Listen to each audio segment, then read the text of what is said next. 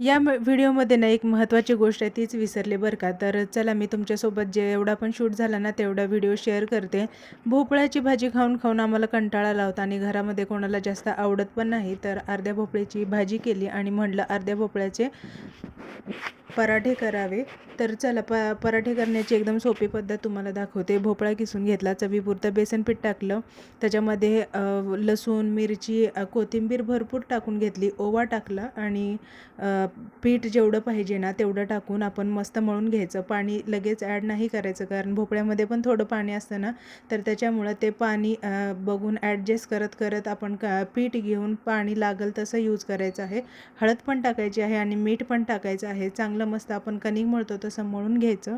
Batter एकदम चपातीसारखं मऊसूत झालं ना, सेम चपाती लाटतो ना आपण तशीच चपाती लाटून घ्यायची आणि एकदम व्यवस्थित थोडीशी जाडसर लाटायचं चपातीपेक्षा, म्हणजे एकदम सॉफ्ट पराठा होतो. कणिक एकदम मऊसूत मळली ना तर पराठे पण एकदम सॉफ्ट होतात. आता बघा चपातीसारखं सेम लाटायचं आहे आणि चपाती भाजतो तसंच भाजायचं आहे. तूप लावू शकता.